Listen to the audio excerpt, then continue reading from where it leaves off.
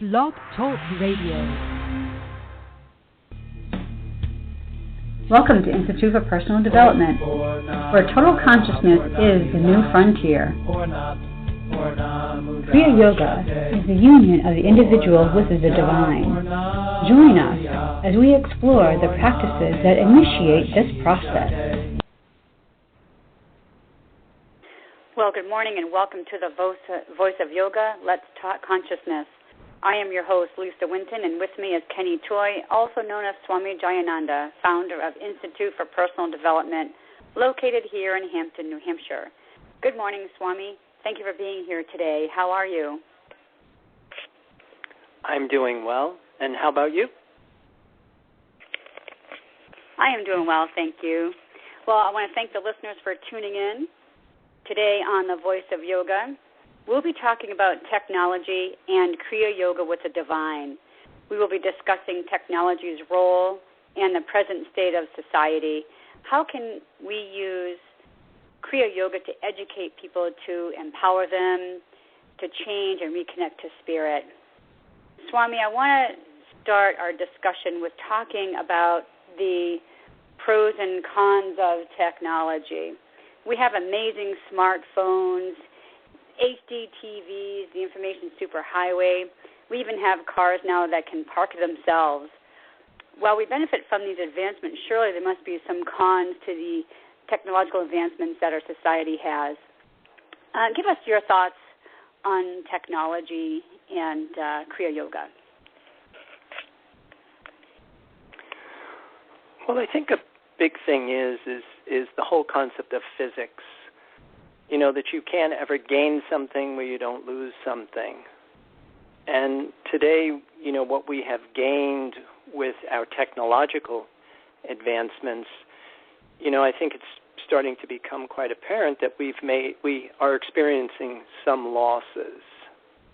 And even though it seems like our everyday life has become easier, you know, that there are things and problems that, you know, arise as a result. And so one of the things that I always go back to is the whole concept of the split between science and religion. In my opinion, I think it was probably one of the biggest pitfalls for humanity in general, that our sciences actually started to become empirical, and they said that anything that isn't verifiable through the senses, you know, has no validity, and we kind of lost touch with the whole subjective side of reality, the invisible forces that we've been talking about. And also, you know, our focus was always more on the concept of preservation and survival of the physical reality, as opposed to, you know, focusing on maybe the more subtle side of the human experience, which was the spiritual development. And so I think that that's probably one of the things that I've noticed is that even though, you know, we've made a lot of advancements technologically, psychologically and spiritually, it seems like we've gone somewhat backwards. And I think a lot of that is because, you know, today we're insulated from our natural environment. And we're not connected with the environment. And you don't have the benefit of being in sync with the rhythms and cycles of your natural environment. Because you know, as we talked about in one of our sessions, the whole thing of, you know, that our environment is a reality. It is a language. It is speaking to us.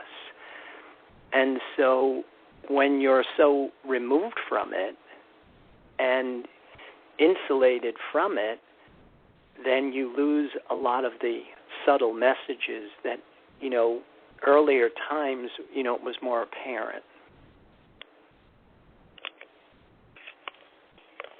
So in earlier times, we've had you've talked about this before, that we have rites of passage and so on and so forth, and that seems to be missing in today's society. Do you think technology has a large part in that? Well, to answer your question, I don't necessarily think that that we can say that it's because of technology that we lost touch with, what we've been talking about, this thing called apotheosis, this process of the human becoming divine. I think it's more coming back to that split between science and religion, that, we lost touch with the invisible forces. We lost touch with the subtle side of the human experience, the sublime side of the human experience. But in order for us to correct the problem, I think we are going to have to integrate, these things back into, I want to say, our socialization. That we are going to start to need to create a new paradigm. And reintroducing points of passage and rites of passage with the way things are today, the benefit is that communication is better than it's ever been on the planet. That it's simple fact that, here we are broadcasting, globally from, Hampton, New Hampshire. And so it's a matter of employing some of the benefits of our technological advancement, but integrating it with better information. Because that's one of the things that I've noticed is that even though we have made enormous technological advances, we haven't really found a better use of the human mind. And so that's one of the things that I think that, we are starting to try and introduce is, just exactly how do you go about doing that. Which leads me to my next question, actually. We've found, I find that people today seem to be really stressed for time and really having a problem with their time management, trying to get everything done, in the 8 hours they have to work, and then, then their personal lives and so on and so forth. So it seems that people are really stressed out today, and it's not a good stress. Like we talked earlier about that it's good to stress the body, it's good to stress the organism, but the kind of stress people are feeling today is a lot different than what we were experiencing, even 50 years ago. Yeah, and part of that is simply because, again, we're just so body-bound in our awareness that it's the pain, pleasure, control dramas of our bodies that literally are in charge of, running our lives. And that's why they had these points of passage and they had these rites of passage. Because we're responding as if we're in danger all the time. And so you don't have the balance. And a lot of that is because we don't have good leadership. We don't have a good understanding of where does the fear come from. And then, what are the I want to say tried and true methods of neutralizing all of that unnecessary worry. And again, it comes back to understanding the wisdom of the earlier times. It's this concept of God, that has kind of been, removed from the equation. And part of it is again because our spiritual institutions have botched the whole thing so badly that it has been reduced to a belief system as opposed to something that was tried and true. And that's one of the things that we're trying to do is educate people that, this thing called God isn't a person. It isn't the cosmic puppeteer, the invisible person in the sky monitoring our behavior and rewarding and punishing our conduct. but it is the force right now that is supporting your life. And when you realize that this concept of God is your number one need, and the whole intention of these points of passage and rites of passage were designed to educate people in how to separate from a source of sustenance that would keep us in chronic anxiety, because that's where we are today. You know, we're drawing from a resource of energy that is limited, and it produces stress. You know, there was an old saying that I grew up with: you can't make a silk purse out of a sow's ear. You know, you can't draw from fear and limitation and expect to become truth and wholeness. So reinstating these points of passage and these rites of passage, and also educating people that this isn't a belief system, you know, but it is a science. It's pragmatic application of a simple substitution. You know, because that's one of the things we talk about. We're all codependent. We all have needs. And the whole secret to life, supported by all of the texts that are out there, was to put God first. You know, this concept of use what you really do need as a source of validation, as a symbol to produce the feeling that you're okay. And independent of, you know, how well your cell phone works or, you know, how good communication is, you know, the real variable for the human experience is going to be my level of consciousness and my degree of awareness. And these are the things that are missing with our Western socialization. And you know, again, it comes back to the simple fact that we've lost touch with the whole subjective side of reality.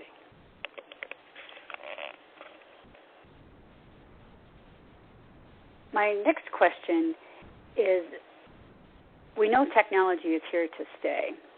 So how does a person live with technology, obviously in their workplace and at their home, the new cell phone, and still want to stay on the spiritual path? Well, again, you know, I mean, it comes back to, well, what is the spiritual path?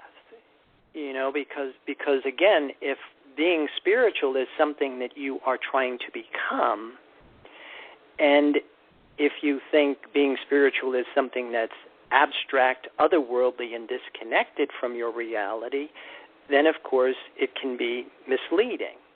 But if your concept of spiritual reality is to connect with the force right now that is supporting your life, you know, this invisible, intangible source of sustenance that permeates everything, when that becomes, I want to say, your anchor, you know, when that becomes the symbol that is producing the feeling in your physical body that you're happy, that you're special, that you're good enough, then you're able to move through your everyday life with a different level of consciousness and a different degree of awareness. So again, we don't have to go back living in teepees. You know, I mean, we don't have to get, you know, abandon the physical world, but what we have to do is open ourselves up to the more subtle forces that are available to us and connect to them. You know, and again, a lot of that is in education, because if you understand what God really is, and it translates into, you know, the force right now supporting my life, and you also recognize that you do not come in with the programming to recognize and accept this very subtle, reliable source of sustenance, that you're going to have to do something to make the connection. You know, the term in religious communities was called conversion. In the Old Testament, they called it the New Covenant. You know, that the human being had to separate from one source of sustenance and then reconnect to something that was more reliable and more dependable.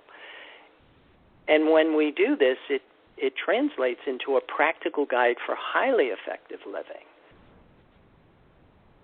And so now your sense of spirituality becomes your source of sustenance. And it also becomes something that changes who you were initially. Great answer, Swami. Thank you for that. Well, we're going to take a moment to pause to listen from the word from our sponsor. We'll be right back. Om Purnamada Purnamidam Purnat Purnamudachyate. If you are looking for a samadhi-based experience, IPD Kriya Yoga has the goods. A complete yoga program that includes the practices and the process. Starting with the separation from mother, including the labors and tasks of the hero and the return as a whole person. Practice makes perfect only when practice is whole. Kriya Yoga is a path of action, knowledge, and devotion. Samadhi, or total consciousness, is experienced by knowing and doing with devotion. Call or click now and get started. 603-929-0303 or www.ipdtransform.com. Namaste. Purnamariya Purnameva Vashishate. Well, welcome back to our program, and we are talking consciousness. Thank you for joining us here on Blog Talk Radio. So we've been talking about technology and spiritual growth and Kriya Yoga and becoming connected with the divine. I have a question. So are we saying that we really don't need today's technology to become spiritual? Well, to answer your question, I mean, I don't think that the technological advancements dictate spiritual advancements. You know, I mean, I think that these are things that are working, somewhat together. And, if you polarize on one aspect, and typically, there is neglect to another.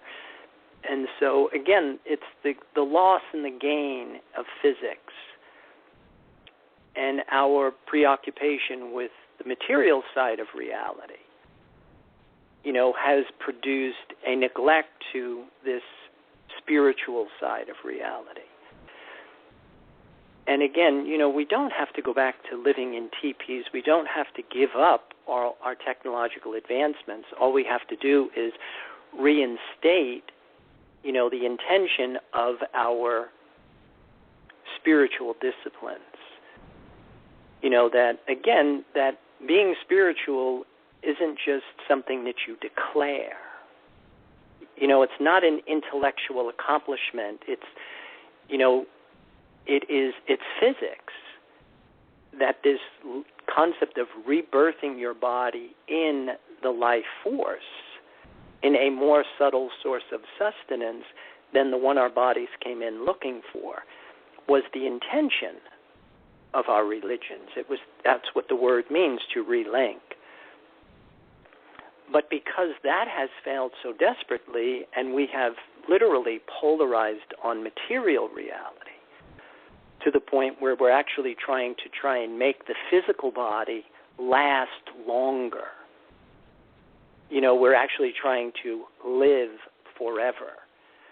When in fact, that will never happen. But the concept of eternal happiness is a viable human enterprise. This whole thing of what we call transcendence, which comes as a benefit, to when the individual reconnects to this more subtle source of sustenance, when matter and mind come together with this. In quantum physics discovery, I think they call it is non-locality, the void, the nothing that everything comes out of. When the individual rebirths the body in the void, and matter and mind come together with this source of sustenance, then we become spirit. We become that part of ourselves that is eternal. And that offers a solution to most of the things that we're struggling today. Because what we call normal behavior today, I call neurotic. What we go from the car to the phone to the computer to the television to the refrigerator to the gym. And it's really all driven by fear. It's all driven by this blind need that I want something. And what we are disconnected from is this part of ourselves that we want to be whole and we want to be complete. And that's where a lot of our collisions are happening. So again, I don't think that we have to stop with our technological advancements. I think it's wonderful stuff. I think it's amazing that we're on the phone in Hampton, New Hampshire, and we're able to connect to the rest of the world. But one of the things that I think, collectively, that we're moving towards is getting better information into, these technological advancements. What I think is really interesting is that you say that Kriya Yoga is a science and religion, was a science, and yet technology is, of course, very science-driven. So to me, I think that's really interesting that there are similarities and differences of the two. Do you care to comment on that? Well, again, it comes back to that split between science and religion and just how that impacted and affected humanity. Because what's interesting, I think, about the split between science and religion is that the split came from the church. It was actually the church that started to persecute the early physicists who had pretty much discovered that, hey, wait a minute, spirituality isn't magic. It's physics. It's basic like attracts like, and two things can't occupy the same space at the same time. And that became very threatening to the church, which which was now a religious institution, and it was all about controlling the masses and manipulating the masses with fear-based motivation. And once that started to get out, then of course the church started to persecute the early physicists. And then that created this kind of split between science and religion. And as a result, both disciplines failed or suffered desperately because of it. That, let's look at what happened to our sciences is that we became empirical. And we started saying that anything that isn't verifiable through the senses has no validity. But without the concept of a complementary, unmanifested other half in the absolute, all our Western sciences fail. Mathematics fails, physics fails. They get you to a certain point, and then they fill in with these clauses that make it seem like it proves out scientifically, when in fact it really doesn't. And then, of course, the flip side of that is that our religions had totally conformed to the materialistic mentality of our sciences. And so we lost touch with the benefit of a multidimensional reality system, of seeing things from a broader sense of awareness. And, again, this is a big part of like what we're trying to do, because with the discoveries of quantum physics, science has gone 360 degrees. They're saying that, 98% of the universe is invisible. And within these invisible realms, there are force fields and energy systems impressing upon us continuously. Now, again, this isn't new information, but the other thing is just how little we've done with it. That's one of the things I always look at is Michael Talbert's, his books, The Holographic Universe, or mysticism and the new physics. One of the things that he was amazed is how little has been done with discoveries from quantum physics, which pretty much proved the Trinity. The whole concept of a multi-dimensional reality. Underlying matter is energy, and underlying energy is the void. And so that's the underpinnings of all of our sciences and all of our religions. But to connect back to the void or the nothing becomes the solution to most of the problems that we're struggling with today. Well, thank you for that. I do want to take a moment or two. There was a question from our last program, and the question was, we were talking about like the birth charts and so on and so forth, and the question was from our listener, how does one go about obtaining their birth chart? Well, to have a birth chart, all you basically need is your birth date, place, and time. And then, like at Institute for Personal Development, we do birth charts, but you can pretty much get that probably anywhere online. And again, coming back to, well, what is that? That would be a map of the universe at the time of your birth with you at the center, using what we call geocentric astronomy, which is Earth-centered. Okay, great, thank you. Now, but to be able to decipher the birth chart, that's a service that you provide through Institute for Personal Development, correct? Yeah, we do birth chart consultations, and like we said last week, we really prefer to do that, with regard to people that are engaged in a metaphysical or mystical system, that it's helpful to have the insight if you have the capability to control how you think. Okay, perfect. I just want to make sure, because we did have a few questions about that. Well, this was a very interesting program this morning. I enjoyed our conversation about technology. And I do want to invite our listeners to tune in next week. We're going to be talking karma next week. So that is sure to be an exciting program. So in closing, I would invite all of our listeners out there, please visit our website. Follow us on Pinterest. We're on Twitter. You can certainly go through the archives and all the other past shows that we've done here on Blog Talk Radio, and keep those comments, questions, and curiosities coming. We do enjoy hearing from you. Any last thoughts, Swami, on technology?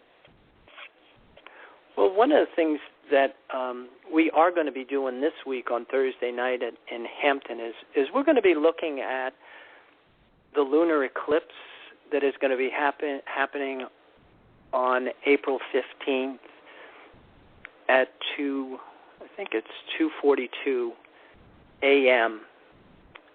on tax day. But the interesting thing about this eclipse is that it is accompanied with what's called a cardinal grand cross.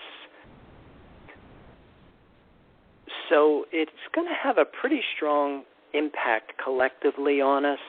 And then there is going to be another eclipse on the 29th, which will be a solar eclipse. And so we're going to discuss how to seek out the opportunities of these astrological configurations. And that Theory 2 class can also be accessed online, if anybody isn't in Hampton at the time. But,